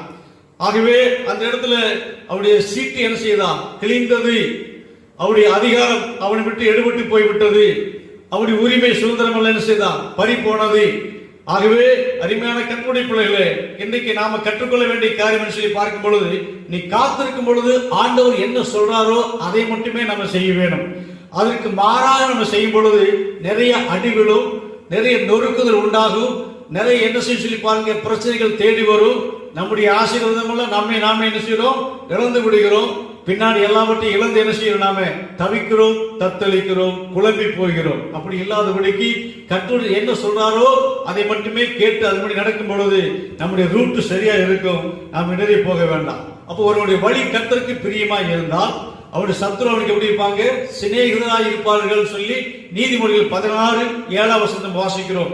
ஆகவே எனக்கு அருமையான தேவனுடைய பிள்ளைகளே, அப்ப பாருங்க, சவுல் என்ன செய்த சொல்லி பாருங்க, ஜனங்களை நடத்தி கொண்டு வரும் பொழுது, இஸ்ரவேல் ஜனங்களை நடத்தி கொண்டு வரும் பொழுது அவருடைய இந்த சவுல் ராஜா செய்தான காரியத்தை பார்த்து ஜனங்களுக்கு என்ன செய்ய பிடிக்கல. ஆகவேதான் அவர் சொல்றாங்க, இஸ்ரவேல் ஜனங்கள் சொல்றாங்க, எங்களுக்கு ஒரு ராஜா வேணும் என்று சொல்லி கேட்கிறாங்க. அதனாலதான் அருமையான கர்த்தருடைய பிள்ளைகளே, இவர் கர்த்தருடைய பார்வையிலே ஆகவராய் போய்விட்டால் சொல்லி பார்க்கிறோம். ஆகவே இந்த நாட்களிலே எனக்கு அருமையான கர்த்தருடைய பிள்ளைகளே, தேவன் ஒரு காரியத்தை நம்முடைய வாழ்க்கையில் செய்யணும் சொன்னாக்க நம்ம என்ன செய்யணும், அவருடைய சமூகத்தில் காத்திருப்பது மிகவும் நல்லது. நம்முடைய வாழ்க்கையில் எப்படியோ அலசடிக்கான காரியங்கள் எல்லாம் கடந்து வந்து கொண்டு இருக்கின்றன. இதெல்லாம் நம்ம விட்டு போக வேண்டும் சொன்னாக்க நம்ம சரியா இருக்கும் பொழுது, ஆண்டவரே இந்த காரியத்தை எப்படி செய்யட்டும், என்ன செய்யட்டும், எனக்கு ஞானத்தை கொடுங்கப்பா, எனக்கு அறிவை கொடுங்க ஐயா, புத்தியை கொடுங்க, நீங்க சொல்லுங்க, உங்க வழியில சரியா நடத்தி கொண்டு வாங்க ஐயான்னு சொல்லி கேட்கும் பொழுது கர்த்தர் செய்வாரா, நம்ம கிருபை செய்வார். அவருடைய சமூகத்தில் காத்திருக்க வேண்டும். கர்த்தரை வல்லமை நாடுங்கள், அவர் சமூகத்தை நித்தம் தேர்வு சொல்லி பார்க்கிறோம். ஆண்டவருடைய வார்த்தை கேட்டு அதன்படி நடக்கும் பொழுது பெரிய பெரிய காரியத்தை கர்த்தர் செய்வார். இல்லை என்று சொன்னால் நாம் எடுத்துக்கொள்ளக்கூடிய முயற்சிகளோ திட்டங்களோ தீர்மானங்களோ மற்ற காரியங்களோ எதுவா இருந்தால் என்ன செய்யாதா, நிறைவேறாது. கடைசியில் என்ன செய்வோம், வெக்கப்பட்டு தலை குனிந்து கூடி என்ன செய்வோம், நாம பாதிக்கப்படுவோம். ஆகவே அருமையான பிள்ளைகளை இங்க நம்ம பார்க்கிறோம், சொல்லப்பட்டிருக்கிறது. நாம் என்ன செய்யணும், முதலாவது ஆண்டவருடைய சமூகத்தில் நம்ம காத்திருந்து நம்ம ஜெபிக்கும் பொழுது தேவன் சரியாய் நமக்கு என்ன செய்வார், கற்றுக் கொடுப்பார், சரியா நடத்தி கொண்டு வருவார். அப்ப நம்முடைய காரியங்களை குறித்து நம்ம வாழ்க்கையில் சரியா இருக்கும் பொழுது நம்முடைய காரியங்களை குறித்து சாட்சி சொல்லுவாங்க இல்லையா? ஆகவே நம்ம ஒரு சாட்சியுள்ள வாழ்க்கையை ஜீவிப்பதற்கு கர்த்தர் எப்படிப்பட்டவர்காரா? அவர் கிருபையுள்ளவராய் காணப்படுகிறார். ஆகவே இந்த நாட்களில் கர்த்தருக்கு மகிமை உண்டாவதாக நாம் இங்கே பார்த்து கொண்டு வருகிறோம். இயேசு தன்னைத்தானே என்ன அவர் வெளிப்படுத்தவில்லை. இவர் என் நேசகுமாரன், இவர் மேல பிரியமா இருக்கிறேன் சொல்லி நாம் அங்க என்ன செய்யறோம்? ஆண்டவருடைய வார்த்தையை வாசிக்கிறோம். ஆண்டவர் இந்த உலகத்துல வந்த போது சரியா எல்லா காரியங்களையும் நேர்த்தியா செய்திருக்கிறார். அவருடைய லைஃப், அவருடைய வாழ்க்கை ஆரம்பம் முதற்கொண்டு கடைசி வரைக்குமா பார்க்கும் பொழுது அதில் எந்த விதமான ரிமார்க்கே கிடையாது. எல்லாம் சரியா இருக்குது. எத்தனையோ குற்றப்படி சுமத்துனாங்க, எவ்வளவோ தாறுமாற பேசினாங்க, கல் எடுத்து அடிப்பதற்கு ஆயத்தமா இருந்தாங்க, என்னென்னமோ வழியெல்லாம் செஞ்சாங்க. ஆனா ஆண்டவர் எப்படிப்பட்ட சொல்லி பாருங்க, அவருடைய வார்த்தையில் தெளிவாய் நின்று கடைசி வரைக்கும் பிதாவுடைய சித்தத்தை செய்து முடித்து அவர் என்ன செய்தாரோ ஜெயத்தை பெற்றுக் கொண்டார் சொல்லி நாம் பார்க்கிறோம். இன்றைக்கு நீங்களும் நானும் அவருடைய வழியில கடந்து போகிற தேவனுடைய பிள்ளையே, நீ 7 நாள் காத்திருக்கும் பொழுது கர்த்தர் உன்னோடு கூட இருப்பார். அவருடைய காரியத்தை எல்லாம் உங்களுக்கு வெளிப்படுத்தி கொடுப்பார். அதுதான் இந்த நாட்கள் நமக்கு தேவையாய் காணப்படுகின்றன. ஆகவே இந்த நாட்களில் கூட பாருங்க, அநேக பிரபலமான ஊழியக்காரர்கள் அவரோடு கூட இருந்து கர்த்தர் செய்து வருகிற மகிமையான மகத்துவமான ஆச்சரியமான அதிசயமான அற்புதமான காரியத்தை எல்லாம் நம்ம கேட்டுக்கொண்டு வருகிறோம், பார்த்து கொண்டு வருகிறோம். ஆகவே எப்படிப்பட்டதான சாட்சி உலக மக்கள் என்ன செய்யறாங்களா அவர்களை குறித்து சொல்றாங்க. அப்போ நம்மோடு கூட கர்த்தர் இருக்கிறார். ஆகவே நம்முடைய வாழ்க்கையை கர்த்தர் செய்து கொண்டு வருவார். அப்ப நம்ம எப்படி இருக்கணும் சொல்லி பாருங்க, அதுக்கு சரியான பாத்திரமாய் அமைத்துக் கொள்ள நம்ம விட்டு கொடுத்து கர்த்தருடைய சித்தத்தை செய்யும் பொழுது நிச்சயமாகவே கர்த்தர் என்ன செய்வார்? அவர்களை போல நம்மை பயன்படுத்துவார், பிரயோஜனப்படுத்துவார், உபயோகப்படுத்துவார். அதனால 2-3 சாட்சி என்ன செய்யுமா அது உறுதிப்படும் சொல்லி வேதத்துல வாசிக்கிறோம் வசனத்தை. மத்தேயு சுவிசேஷம் 18ஆம் அதிகாரம் 16ஆம் வசனம் வாசிக்கலாம். மத்தேயு. அவன் செவி கொள்ளாமல் போனால் 2-3 சாட்சிகளுடைய வாக்கினாலே சங்கதிகள் எல்லாம் நிறைவேறப்படும்படி 2 உன்னுடனே கூட்டிக் கொண்டு போ. ஆமென். 2-3 சாட்சி என்ன செய்யுமா அது நிலைவரப்படும், அது உறுதிப்படும், நிறைவேறும் சொல்லி பார்க்க 2-3 சாட்சி என்ன செய்யறாங்க பார்க்கிறாங்க. அதை கேட்டு அந்த சாட்சி மூலமா என்ன செய்யறாங்களா அந்த காரியத்தை, அந்த பொருளை அவர் என்ன செய்யறாங்களோ உறுதிப்படுத்திக் கொள்கிறார்கள். இன்னைக்கு நீங்களும் நானுமாக ஒரு சாட்சியுள்ள வாழ்க்கையாக இருந்து நாம் செய்யும் பொழுது தேவன் என்ன செய்வார? பெரிய கதை செய்வார். அப்ப நம்ம என்ன செய்வாரா? கர்த்தர் வெளியில கொண்டு வர வேண்டும் சொன்னாக்கே நிச்சயமாகவே நமக்கு ஒருவர் என்ன செய்வார்? ஆண்டவர் அனுப்புவார். நாம் இப்ப எப்படி இருக்கிறோம்? மறைந்து கொண்டு இருக்கிறோம். நமக்குள்ளாக இருந்து கர்த்தர் செயல்படுவது, கர்த்தர் கிரியை செய்கிறதான காரியங்களை என்ன செய்வாரா? இன்னொருவரை கொண்டு நம்மோடு என்ன செய்வார்? நம்மோடு கூட பேசுவார், நம்ம மத்தியில் அவரை அனுப்புவார். அது வரைக்கும் நம்ம என்ன செய்யணும்? கர்த்தருடைய சமூகத்துல நம்ம காத்திருக்கும் பொழுது ஏற்ற நேரத்தில் அவருடைய திட்டமெல்லாம் நிறைவேற, அவருடைய காரியமெல்லாம் நடக்க, அவருடைய சித்தத்தை நிறைவேற்ற தேவன் நமக்குள்ளாக இருந்து பெரிய காரியத்தை அவர் செய்வார். கர்த்தருடைய நாமத்துக்கு மகிமை உண்டாவதாக. ஆகவேதான் பாருங்க, கர்த்தருக்கு மகிமை உண்டாகட்டும். அப்ப ஆண்டவர் சமூகத்தை என்ன செய்யற? அது வரைக்கும் நம்ம மறைந்து இருக்கிறோம்.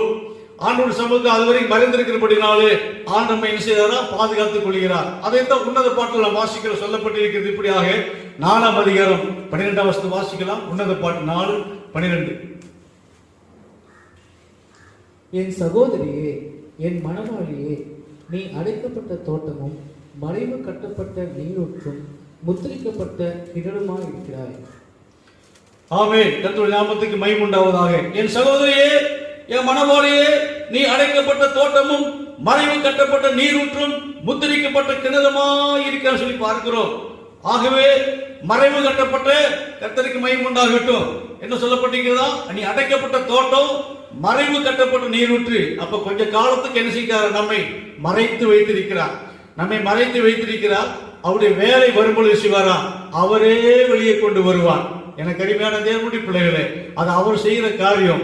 ஆகவே நம்ம எல்லாருடைய வாழ்க்கையிலையும் அவரே வெளியே கொண்டு வந்து, அவர் ராஜாதி ராஜா, அவர் கர்த்தாதி கர்த்தர், அவர் தேவாதி தேவன், அவர் சர்வ வல்லமையுள்ளவர், அவர் பெரிய காரியத்தை செய்கிறார் சொல்லி அந்த நாட்களில் செய்வாரா? வெளிப்படுத்துவார். இந்த நாட்களில் தேசமெல்லாம் குழம்பிக் கொண்டு இருக்கின்றன. எங்க பார்த்தாலும் சஞ்சலங்கள், எங்க பார்த்தாலும் பிரச்சனைகள், கண்ணீர், கவலைகள், பாடுகள், உபத்திரவங்கள், ஒரு சோசியல் ஒர்க் போல என்ன செய்தான் போய்கொண்டேதான் இருக்கிறது. ஆனாலும் நம்ம அதை பார்த்து கொண்டு இருக்கிறோம். தேவன் நமக்காக நீதி செய்வார், நமக்காக நியாயம் செய்வார். நம்மை கொண்டு வரக்கூடிய நாட்களில் தேசத்தை ஆளும்படி கர்த்தர் கிருபை செய்வார்.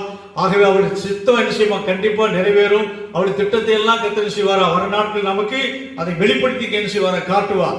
ஆகவே அது வரைக்கும் என்ன செய்கிறார்? நம்மை மறைத்து வைத்திருக்கிறார். ஆக நம்ம எதற்காக வைத்து வைத்திருக்காரா? நம்மை பலப்படுத்தும்படியாக, நம்மை பக்குவப்படுத்தும்படியாக, நம் அநேக காரியங்களை அறிந்து கொள்ளும்படியாக, நாம் அவருக்குள்ளாக இருந்து அவருடைய கிருபையெல்லாம் கற்றுக்கொண்டு பெற்றுக்கொண்டு நாம் அவருக்குள்ளாக இருந்து என்ன செய்ய பலப்படும்படியாக தேவன் நமக்கு இந்த கிருபையின் நாட்களை வைத்திருக்கிறார். ஆகவே நிச்சயமாகவே என்ன செய்வார்? ஒரு நாள் அவர் வெளியே கொண்டு வந்து அவர் பெரிய காத்து செய்வார். அதனாலதான் அவர் இல்லாதபடி ஒரு காரியமும் நடக்காது. அவருடைய காரியம் நிச்சயமாகவே நிறைவேறும். பாருங்க, லூக்கா சுவிசேஷம் 12ஆம் அதிகாரத்துல 2ஆம் வசனத்தை வாசிக்கிறோம். லூக்கா 12:2. வெளியாக்கப்படாத மறைபொருளும் இல்லை, அறியப்படாத ரகசியமும் இல்லை. வெளியாக்கப்படாத மறைபொருளும் இல்லை, அறியப்படாத ரகசியமும் இல்லை சொல்லி பார்க்கிறோம். வெளியாக்கப்படாத மறைபொருளும் இல்லை, அறியப்படாத ரகசியமும் இல்லை. தானியேலை சிறை கைதை பிடித்துக் கொண்டு போனாங்க. ஆகவே பாபிலோன் தேசத்திலே அவன் அடைக்கப்பட்டவனாய் காணப்பட்டான். ராஜா சொப்பனத்தை கண்டார். கல்தையர்கள், மூப்பர்கள், ஜோசியர்கள், குறி சொல்றவங்க எல்லாத்தையும் வர சொல்லி, நான் ஒரு சொப்பனத்தை கண்டேன், அதை சொல்லணும், அதனுடைய அர்த்தத்தை சொல்ல வேணும், இவைகளை சொன்னா அதுக்குண்டான சன்மானம், தக்க சன்மானத்தை நான் தருவேன்னு சொல்லி சொன்னாரு. எல்லாரும் அதாவது இருக்கிற பட்டணத்தில் எங்கெங்கெல்லாம் இருந்தாங்களோ அத்தனை பேர்த்தையும் வர சொல்லி இப்படிப்பட்டவர்களெல்லாம் வைத்து அந்த காரியத்தை வெளிப்படுத்துவதற்காக எதிர்பார்த்தாங்க. ஆனா என்ன செய்ய முடியலையா? அந்த காரியம் நிறைவேறவே இல்லை. ஆகவே அந்த நேச்சாருடைய வேலைக்காரனா இருக்கிற ஊழியக்காரனா இருக்கிற ஒரு மனிதன் இப்படியாக சொல்றான். கைதியாய் பிடிக்கப்பட்டதான தானியேல் சொல்லி ஒரு மனுஷன் இருக்கிறான், அவனுக்குள்ளாக விசேஷத்த ஆவி இருக்குது. ஆகவே அவர் எல்லாவற்றையும் வெளிப்படுத்துவார் சொல்லி அந்த வேலைக்காரன், பணிவிடைக்காரன் தன் எஜமானுக்கு அவன் சொல்லுகிறான். அப்படி சொல்லும் பொழுது பாருங்க, வர சொல்றாங்க. ஆகவே வந்து அவருக்கு சொல்ற ராஜா சொல்லும் பொழுது இப்படியாக அவர் என்ன செய்யறாரா? ஆண்டவர் சமூகத்தில் அவர் ஜெபம் பண்ணி சற்று நாள் அவர் ஒரு சில நாட்கள் காத்திருந்து ஜெபம் பண்ணி அந்த காரியத்தில் என்ன செய்யறாராம்? வெளிப்படுத்தி கொடுக்கிறார். அப்பொழுது அப்படியே என்ன செய்ய அந்த காரியம் எல்லாம் நிறைவேறுகிறது. அப்ப தேவனுக்கு காரியங்கள் ஒன்றுமே மறைக்கப்படவில்லை, எல்லாம் வெளியரங்கமாய் காணப்படுகின்றன. அப்ப நமக்குள்ளாக இருந்து கர்த்தருடைய பலத்த கிரியை வர நாட்களில் செயல்படுவதற்கு நம்ம ஒரு குறிப்பிட்ட காலம் வரைக்குமாக காத்திருக்க சொல்லுகிறார், மறைந்திருக்க சொல்லுகிறார். அப்ப ஏற்ற வேலை வரும்போது என்ன செய்யறாரா? அவர் தன்னுடைய காரியத்தை எல்லாம் அவர் நிறைவேற்றுவார். ஆகவே தேவ பிள்ளைகளே, அப்ப தானியேலுக்கு ஆழங்களையும் மறைப்பொருள்களையும் அங்கே பாருங்க வெளிப்பாடுகளையும் புதை பொருள்களையும் ரகசியங்களையும் என்ன செய்தாரா? ஆண்டவர் இந்த மனுஷனுக்கு அது சொன்னார். ஆகவே அது எல்லாவற்றையும் கொடுத்து என்ன செய்தாரா?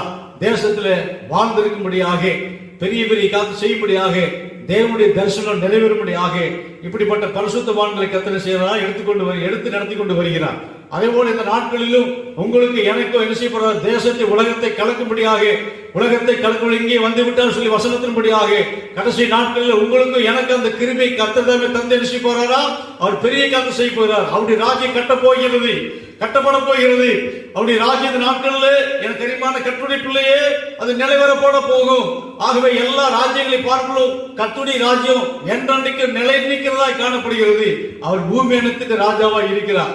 அவர் அதாவது கர்த்தருக்கு மகிமையுண்டாவதாக அவர் எல்லாவற்றையும் ஆளுகிறதான தேவனாய் இருக்கிறார். இந்த கடைசி நாட்களில் இப்படிப்பட்ட ரகசியங்கள், இப்படிப்பட்ட புதை பொருள்கள் வெளிப்பாடு எல்லாம் தந்து தேவனுடைய பிள்ளைகளை என்ன செய்வாரா? எடுத்து பயன்படுத்த போகிறார். தேவராஜ்யம் கட்டப்பட போகிறது. பல கோடி ஜனங்கள் தேவனுடைய ராஜ்யத்துக்கு என்ன செய்ய போறாங்க? சொந்தமாக போறாங்க. அவருடைய தீர்க்கமான வார்த்தைகள் கடைசி நாட்களில் நிறைவேறி கொண்டு வருகிறது. ஆனா கொஞ்ச காலத்துக்கு மட்டுமே இந்த உலகத்துல பாடுகள் உண்டு, நெருக்கங்கள் உண்டு, போராட்டங்கள் உண்டு. ஆனா நம்ம சோர்ந்து போக கூடாது. கர்த்தர் நம்மோடு கூட இருக்கிறார். நம்மை பலப்படுத்துவார். நம்ம நடக்க வேண்டிய வழி நம்ம காட்டுவார். நமக்கு ஆலோசனை சொல்லுவார். பாருங்க, லாக்டவுன் சமயங்களில் கூட அறிவான கர்த்தருடைய பிள்ளைகளே, உங்களை என்னை வாழ வைக்கிறவர். ஆரம்பத்தில் ரொம்ப கஷ்டமா இருந்தது. இந்த நாட்களில் வர வர வர வர தேவன் என்ன செய்தாரா?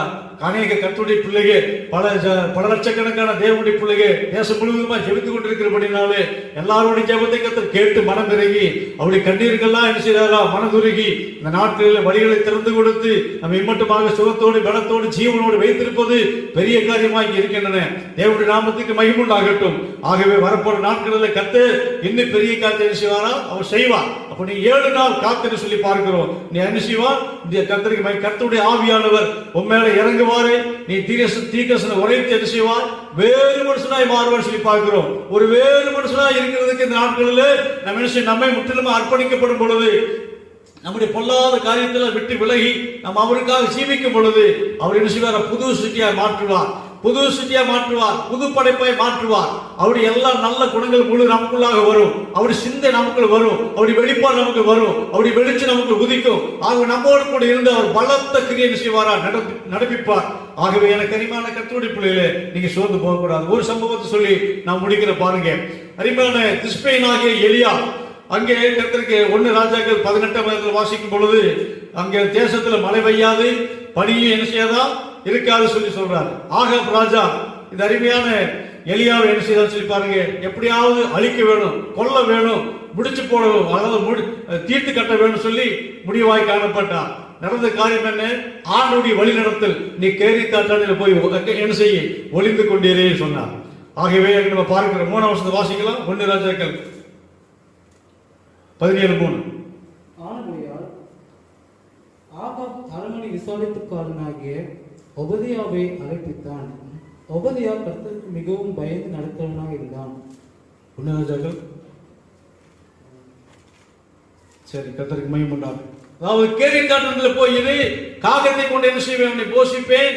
ஆகவே நீ நான் சொல்ற வரைக்கும் என்ன செய்ய, அங்கே இருந்து சொல்லி அவர் சொன்னார். அப்ப சொன்ன வார்த்தை கீழ்ப்படிந்து அந்த அருமையான எலியா போய் உட்கார்ந்து இருக்கும் பொழுது அவனுக்கு செய்ய வேண்டிய எல்லா காரியத்தையும் ஆண்டவர் பறவை மூலமாக உதவிகள் செய்தார். மட்டுமல்ல, என்ன காரியம் சொல்லி பாருங்க, அவன் குறித்த நாளிலே அவன் வெளியே கொண்டு வந்தார்.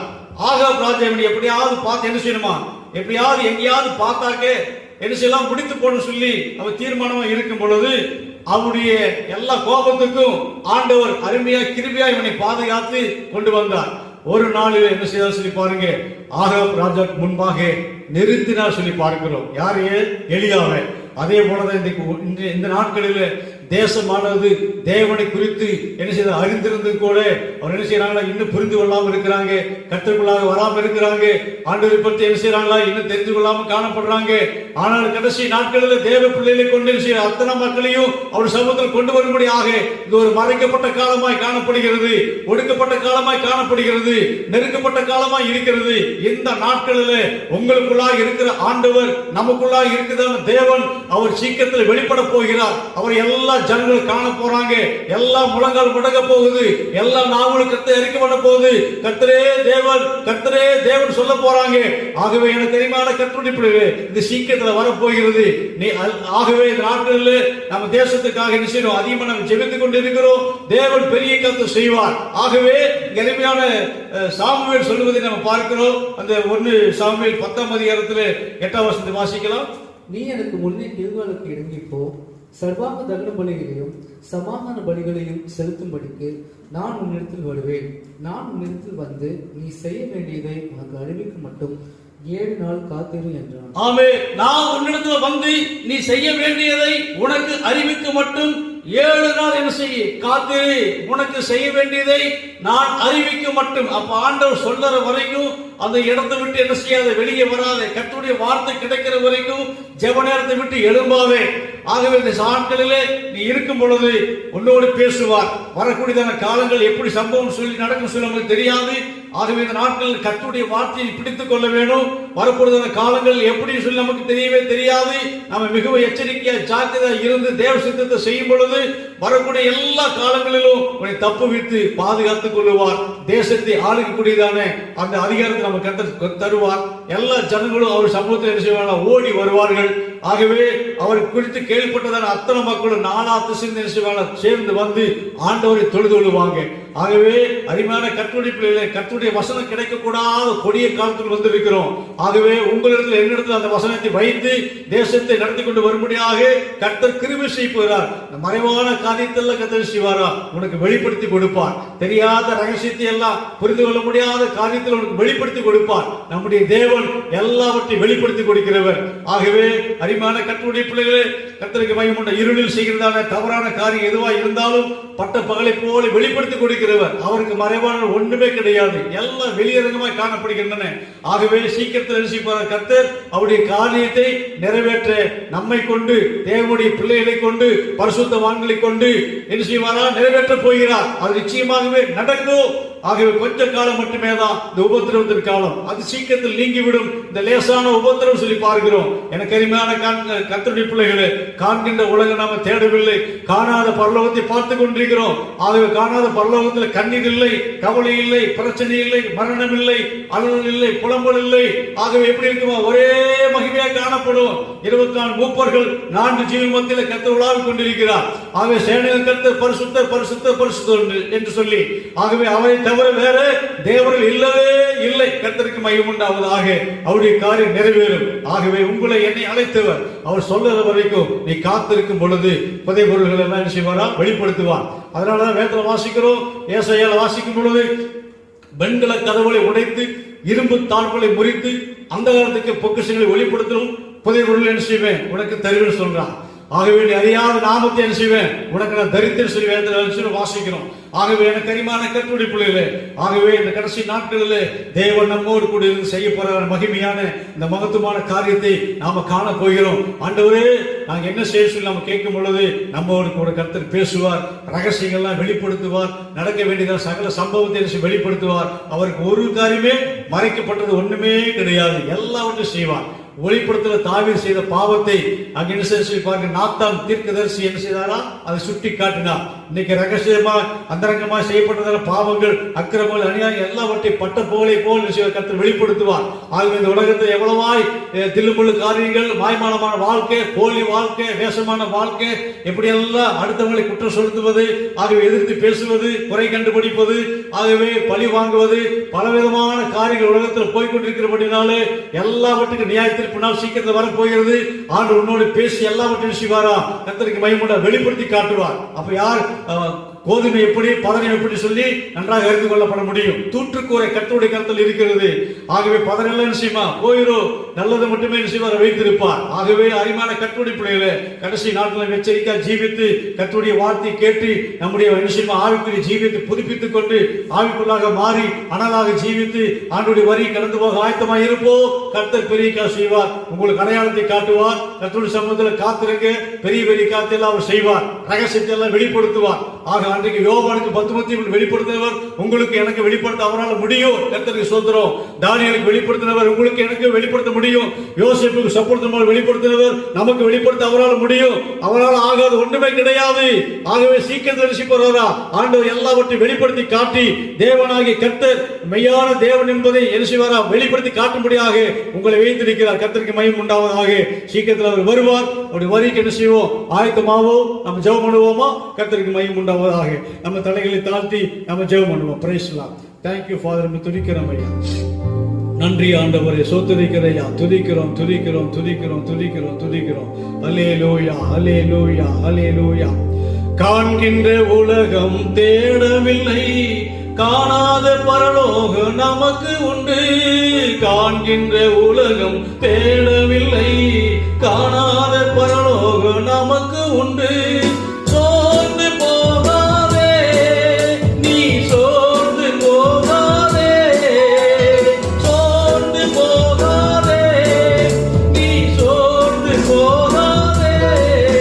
அது சீக்கிரத்தில் நீங்கிவிடும் இந்த லேசான உபத்திரவம். அது சீக்கிரத்தில் நீங்கிவிடும் இந்த லேசான உபத்திரவம். நேசிக்கிற நல்ல தெய்வமே உமக்கு ஸ்தோத்திரம். ஆசீர்வதிக்கப்பட்ட இந்த நாளுக்காக நன்றி சொல்லுகிற ஐயா. இம்மட்டுமாக இந்த ஆராதனை கர்த்தர் எங்களுக்கு ஆசீர்வாதம் கொடுத்துக்காக நன்றி சொல்லுகிறோம். ஆரம்பம் முதற்கொண்டு முடிவு வரைக்குமாய் உடைய பிரசனைகளோடு சொத்து ஐயா. 7 நாள் காத்திரு, நான் உனக்கு சொன்னதை செய்ய வரைக்கும் ஆண்டவரே காத்திரு சொல்லி வசனத்தின்படியாக உடைய சமூகத்தில் நாங்கள் காத்திருக்கிறோம். எல்லாவற்றையும் நீர் எங்களை வெளிப்படுத்தி கொடுங்க ஆண்டவரே. ரட்சிக்கப்பட்டதான நாங்கள் ஆண்டவரே உண்மை பின்பற்றி வருதான நாங்கள் எங்களுடைய வாழ்க்கையில நீங்க மட்டுமே மைப்பட வேண்டும் ஐயா. உமக்கு உகந்த வாழ்க்கை வாழுங்க. இன்னுமா சுத்திகரிங்க, இன்னும் பரிசுத்தமாக்குங்க, இன்னும் குணப்படுத்துங்க, இன்னும் ஆண்டவரே பக்குவப்படுத்துங்க, பரிசுத்தமாக்குங்க. ஆண்டவரே உண்மை போல மாற்றுங்க ஐயா. நீங்க சொல்லுங்க, நாங்க கேட்கிறோம். உங்களுடைய வாழ்க்கைதாப்பா எங்களுக்கு வேணும் ஆண்டவரே. உங்க காரியம் மட்டுமே எங்க வாழ்க்கை நிறைவேற வேணும். எங்களை அர்ப்பணிக்கிறோம், எங்களை ஒப்பு கொடுக்கிறோம். உங்களுடைய வார்த்தையை கீழ்ப்படுகிறோம். நீங்க எங்களை ஆளுகை செய்யுங்க ஐயா. சோதரிக்கிற ஆண்டவரே, உங்களுடைய சித்தத்தை மட்டுமே செய்ய எங்களுக்கு கர்த்தாவே அர்ப்பணிக்கிறப்பா. நீங்க ஆண்டு கொள்ளுங்க ஐயா. சோதரிக்கிறோம் ஆண்டவரே. அன்றைக்கு அடையாளத்தை தேடினாங்க ஆண்டவர். தீர்க்கதரிசி உரைப்பாய் வேறு மனுஷன் ஆவாய் சொல்லி பார்க்கிறோம். இந்த ஒரு துணிக்கிறோம் ஐயா, துணிக்கிறோம். இப்படிப்பட்டதான காரியம் கடைசி நாட்களில் அடையாளங்கள் வேணும். உங்களுடைய வசனத்தின்படி ஆக உங்களுடைய சமூகத்தில் காத்திருந்து ஆண்டவரே சோதரிக்கிற காரியத்தை நாங்கள் புரிந்து கொண்டு ஞானமாய் நடக்க உதவி செய்வீராக. பெரிய காரியத்தை செய்யுங்க. நீங்க மட்டுமே மைப்படுங்கப்பா. ஆகவே இந்த ஆராதனை பார்த்து கொண்டிருக்கிற கேட்டுக்கொண்டு முடியும் எல்லாரும் கர்த்தர் ஆசீர்வதிப்பீராக, கிருபை பெறுவாராக. இயேசு நாமத்தில் ஜெபிக்கிறோம் நல்ல பிதாவே. ஆமென். என் ஆத்மாவே கர்த்தரை சோதரி, எம்முடைய பரிசுத்த நாமத்தை சோதரி. என் ஆத்மாவே கர்த்தரை சோதரி, அவர் செய்த சகல உபகாரங்களையும் மறவாதே. ஆமென். நம்முடைய கர்த்தர் இயேசுவுடைய கிருபையும் பிதாவாகிய தேவனுடைய அன்பும் பரிசுத்த ஆவியால் உண்டான அன்புடைய ஐக்கியமும் நம் அனைவரோடு சகல பரிசுத்தவான்களோடு கூட இருப்பதாக.